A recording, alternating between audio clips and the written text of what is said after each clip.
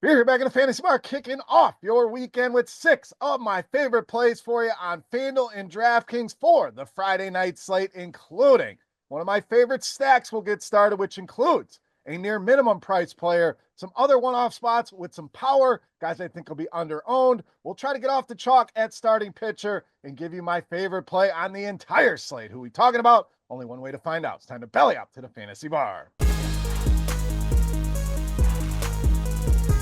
Welcome in, guys. Happy Friday. Beers Daily Fantasy six-pack back at it here once again from the Fantasy Bar. 6 of my favorite plays ready for you on FanDuel and DraftKings for this Friday night slate. Thank you, as always, for kicking off your weekend here in the Fantasy Bar. Before we get to those plays, do me a favor. Take a second, hit that tip jar. What's the tip jar? That thumbs up button. Free video here. All we're asking in return, you hit that thumbs up button, you subscribe to the channel, hit that notification bell. Reminder, we'll be coming to you generally 3 times a week, Mondays, Tuesdays, and Fridays, depending on the slate. So make sure you're notified and subscribed so you don't miss any of the content. All right, let's get into it here with our first hitter, Junior Caminero of Tampa Bay. I absolutely love the upside for this kid. And we haven't seen it yet this season, but I think these are some very low prices on what we're going to eventually end at here with Caminero as we go throughout the season. Under 5K here on DraftKings and way down at just 2,800 on FanDuel. So the lack of upside, yes, but hits in 5 of the first 6 games.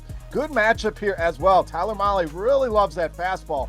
55% of the time, that was his pitch in 2024. Seeing the same trend here this season. And Caminero absolutely went nuts on that pitch. Limited sample, of course, but we're talking about some big-time numbers. WOBA over 500 and an ISO approaching 500, so huge power against that fastball. Mahle also struggled with righties in 2024. 367 WOBA, 231 ISO. And to start this season, not been great either. WOBA at 568. Great buy low opportunity here with Junior Caminero. All right, let's go to the outfield here with Marcell Ozuna of Atlanta. A very tough start to the season here for the Atlanta Braves. Also for Ozuna. What's that going to do? It should keep attention away. It should keep ownership down here. I think this could be a sneaky stack on this Friday night slate here. Ozuna, phenomenal against righties last season. In fact, led the team in both WOBA and ISO in 2024. That WOBA up at 400, ISO at 265, which of course is a measure of power. And Meyer, 2 main pitches, slider and fastball. Last season against right-handed pitching, Ozuna put up ISOs over 300 against both of those pitches. So great power spot here for Marcell Ozuna, potentially low-owned. Take advantage here tonight against Mr. Mayer. All right, let's stay there with the Braves and at a value piece in the outfield with Brian De La Cruz. So we talked about this Brave stack. Here's a cheap piece that's going to alleviate some of the costs of some of the more expensive pieces in that Atlanta lineup, and this guy does have some upside. Should not be priced this cheaply, even hitting down the order. We're talking about a guy that hit 21 home runs with 68 RBI last season, and you're getting him at 2,100 on DraftKings and just 2,500 on FanDuel. Last season against righties, Mayer 395 WOBA allowed and a 274 ISO. We're already seeing some of the same trends here this season. WOBA almost at 400, ISO at 300. Great spot here for the Braves to get it back on track.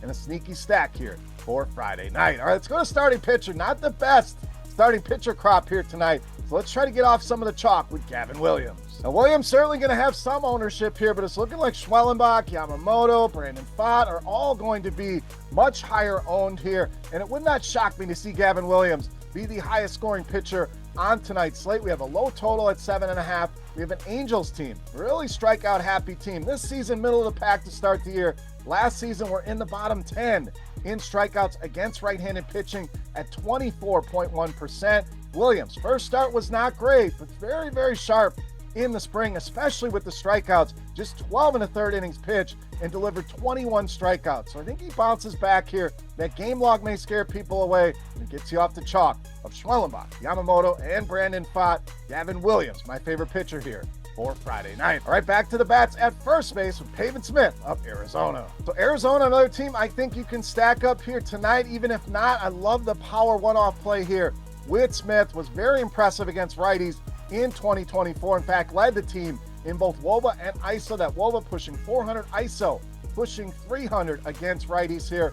Irvin did have issues with lefties last season, and this season it's been a mess. 561 WOBA, 364 ISO, and a near 78% hard contact rates. Limited sample, obviously, here with the season just starting here. The long-term, Irvin's had his issues. Smith has done well against righties, and a nice price tag on both sides. All right, it's time. Take a look at my favorite play for Friday night. Before we do that, let's continue our Beast of the Night contest.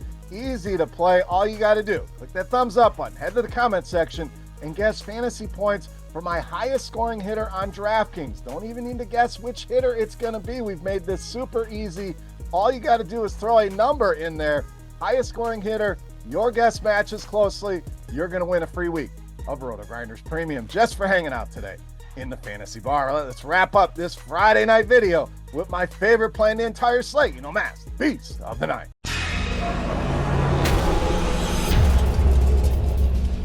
All right, my favorite bat on tonight's slate is at the shortstop position with Gunnar Henderson of Baltimore, tonight's Beast of the Night. So Henderson expected to return here tonight. Obviously, we'll keep an eye on that, but I think he's back in the lineup. I think he's likely lower owned, and he probably should be in this spot with people worried about things, and he'll have that IL tag throughout most of the day, so early builders certainly going to ignore this spot as well. But you're talking about a guy that absolutely dominated right-handed pitching in 2024. WOBA near 400, ISO way up at 262, and look at that hard contact rate at nearly 66% against right-handed pitching. Lugo, we know, decent pitcher, but a very low strikeout pitcher to open up the season. 286 ISO already allowed to lefties, and a power mix that we're going to talk about commonly here in the video, looking at fly ball rate and hard contact rate, both of those numbers at 45.5% against lefties to open up this season. Good power spot here for Gunnar Henderson.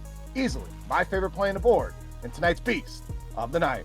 All right, guys, that'll do it for our Friday night six-pack. As always, any comments, questions, or feedback, you can hit me up in that comment section right below the video or on Twitter at Beermakersfan. Get your guess in. Highest scoring hitters, DraftKings points for a shot to win a free week of RotoGrinders Premium, and check out all the other great tools, articles, videos, projections going on over at RotoGrinders right now. Tons of great information. Don't miss out if you're not over there already. Thumbs up button and subscribe if you have not already. For RotoGrinders.com, I am Beer saying salut, guys. Thank you so much for watching. Enjoy your Friday and your weekend. Good luck tonight, and we'll see you next time. Thanks for checking out our videos. Don't forget to subscribe to this channel for more DraftKings, FanDuel, and other DFS content. And you can check out our daily live show schedule on RotoGrinders.com/videos.